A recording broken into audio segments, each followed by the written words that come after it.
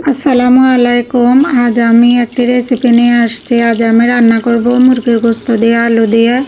এখন আমি কড়াইতে মুরগির গোশতগুলা ভাজি করব। গোশতগুলা ভাজা হয়ে গেছে, এখন গোশতগুলা নামিয়ে ফেলব। আমি কিছু আলু কেটে রেখেছি, এখন আলুগুলা দিয়ে দিব।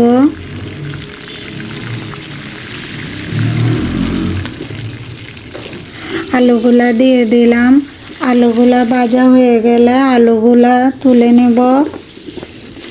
এখন গোশত আলু দুটোটা ভাজা হয়ে গেছে, এখন আমি দিয়ে দিব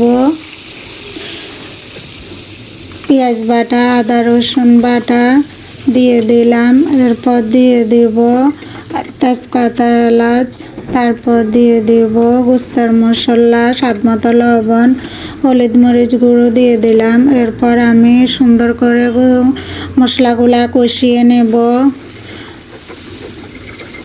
আজ আমি সেহরির জন্য মুরগির গোশত দিয়ে অল্প আলু দিয়ে রান্না করছি, সাথে একটি সিম ভর্তা করব। যারা গোশত দিয়ে খেতে পছন্দ করেন না, চাইলে আপনারাও এরকম গোশতর পাশাপাশি বিভিন্ন রকমের ভর্তা রাখতে পারেন, কারণ সেহরিতে উঠে অনেকের খেতে ইচ্ছে করে না। আমিও আজ গোশতর পাশাপাশি একটা সিম ভর্তা করব। দেখুন আমার গোশত কষানো হয়ে গেছে, এখন আমি দিয়ে দিব পরিমাণ মতো পানি। আমি পরিমাণ মতো পানি দিয়ে দিলাম। দেখুন আমার গোশতর কালারটা খুব সুন্দর হয়ে আসছে। এরপর আমি সুন্দর করে নেড়ে দিব।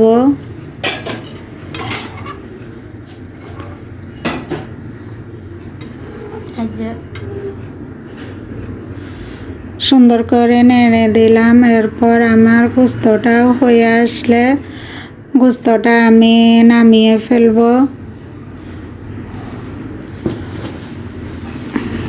গোশতটা আমার বলকে এসে গেছে, এখন গোশতটা হয়ে গেছে, এখন গোশতটা নামিয়ে ফেলব। যারা আমার ভিডিওটি দেখেন তাদেরকে ধন্যবাদ। ভিডিওটি কেমন হয়েছে দেখেন। আমি এখন সিম ভর্তা বানাবো।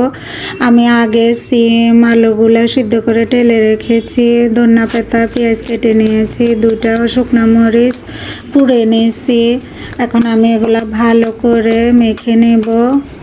তারপর দিয়ে দিব টালা সিম, আলুগুলা দিয়ে দিব। এরপর সিমের বিচিগুলা আমি সুন্দর করে ছিলে ফেলব। আমার মা ভর্তা খেতে পছন্দ করে, আমিও বিভিন্ন রকমের ভর্তা বানিয়ে খাই। চাইলে আপনারাও এভাবে খেতে পারেন। শীতও চলে যাচ্ছে, সিমও চলে যাবে, কারণ সিমের ভর্তাটা অনেক মজা হয়, অনেক স্বাদ হয়। এভাবে বানালে আপনারাও চাইলে এভাবে বানাতে পারেন।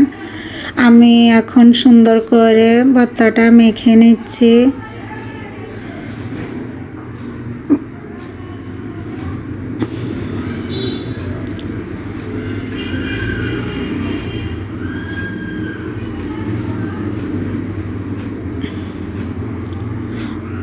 ভর্তাটা আমার মাখানো শেষ।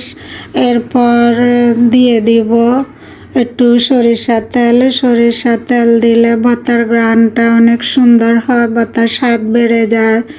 আমার ভর্তাটা কেমন হয়ে গেছে বলবেন। যারা এভাবে ভর্তা খেতে পছন্দ করেন তারা চাইলে বানিয়ে খেতে পারেন। যারা আমার ভিডিও দেখেন, আপনাদের সবার কাছে আমার কৃতজ্ঞ। আপনারা সবাই ভালো থাকবেন। ভিডিওটি কেমন হয়েছে বলবেন। সবাইকে ধন্যবাদ। আল্লাহ হাফেজ। সবাই ভালো থাকবেন।